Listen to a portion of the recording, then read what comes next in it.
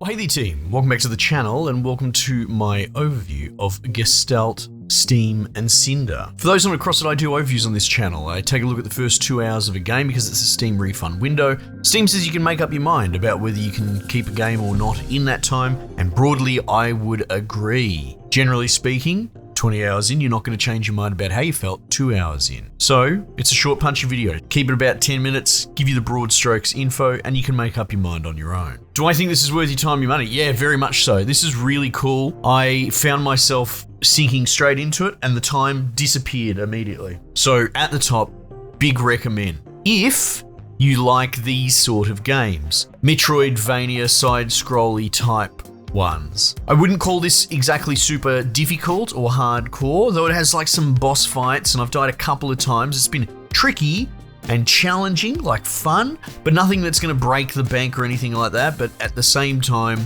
not a walk in the park. I would say it's actually a really comfortable spot, for me at least. It's a bit closer to your more classic Castlevania type, Mega Man type games in the combat. It's a bit more old school, as opposed to something that's more about fluidity and intense puzzle platforming. Ori comes to mind. This isn't a bad thing, I'm just giving you an idea of where it sits on the flavor spectrum. Thematically, the whole thing seems to be a kind of Western clockwork type genre. Something you see in more like Steam World type games, I suppose, but it's a welcome addition. I always enjoy the more sort of gunslinger cowboy stuff when they try different things with it. The story and backdrop has a bit of exposition dump, but as far as the writing goes, it sits firmly where it engages and interests me.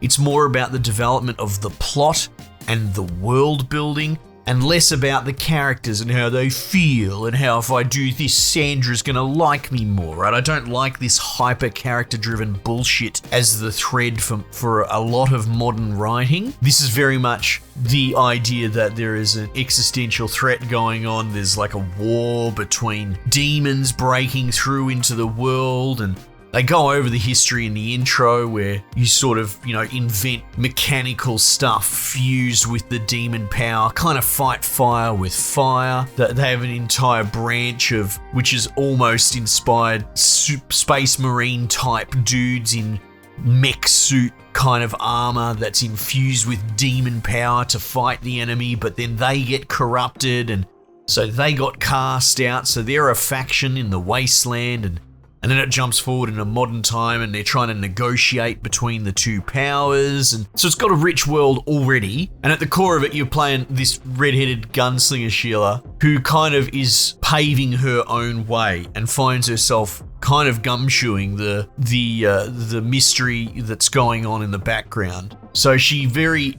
openly and clearly stands apart from the, I don't know what you'd call them, like the establishment Avengers force of heroes. They're all people she grew up with in her childhood, so they all have a background and friendship, but she keeps rebuffing them when they try and recruit her in. So it's kind of cool. It's hearkening to your sort of PI investigative character doing it on their own outside of the structure. But like I said, it's not going to break the bank. It's not exactly doing anything super revolutionary, but to be perfectly honest, I'm happy with that. A lot of these writers think the only way that they're gonna do any work product these days is to shoot their shot. Game builders, whatever you want to call them. And all it does is show us how weak they are, and talent seems to have skipped a generation in many cases. So this is great. The dev team, the writers, whoever's involved with storyboarding and putting this whole thing together have taken an appropriate bite of the pie that they can manage, and they're doing it really well. And that goes with all of it. All of the art, everything. There's no voice acting, which is good. Stuff voice actors, what a waste of money. The soundtrack is so good in a ambient kind of way. I could talk all day about soundtrack theory with you, but the idea is that sometimes they go for big bombastic themes that stick with you, like the Skyrim theme, that sort of stuff.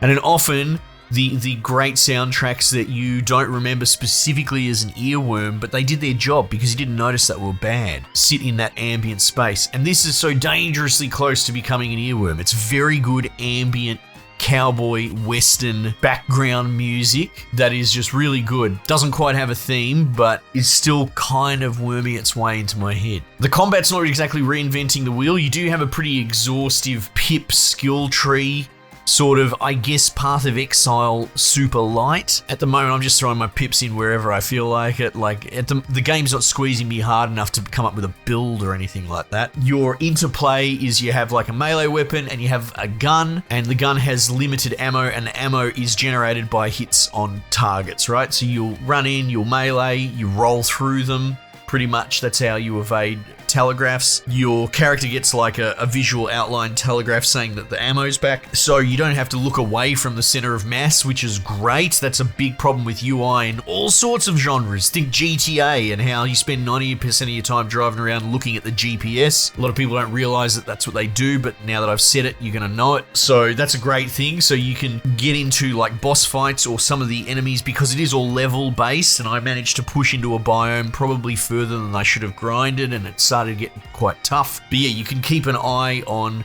the attack animation so you know when to iframe, and then you'll get the highlight so you know when to heavy attack.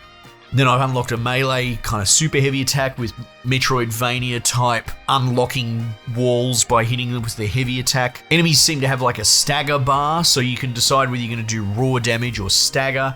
And early on you get, for your gun limited ammo attack, you can just do raw damage with X or R2 and X, or you can do like Tesla bolts with R2 and Y, and those will go for health bar or stagger bar appropriately. So there's a little bit, you know, different creatures you want to stagger, you know, and even some of the boss fights, one of the bosses I don't want to wreck it, but I just recently did, he seems to get like an immune stagger bar for a lot of his segments in the boss fight, so you kind of can't go for stagger in those moments in between. The map is functional, like it's not bad, but it's not sexy, but at the same time, again, I quite get cranky when UI is over cluttered and over designed. You know, they try too hard to make it look stylistically within the world, and they forget that it's supposed to be a functional menu that's outside of the game. So yeah, I guess you could say the map's bland, kind of boring. It does the job. It telegraphs the info that you need to know. But yeah, the puzzle platforming is kind of light. Arguably the combat loop is the stronger part of the game, but even then it's not super complex or difficult. Everything's solid. Everything's good. I would highly recommend checking this out if you're coming off the back of a bit of a tantrum, right? We have them. We're gamers.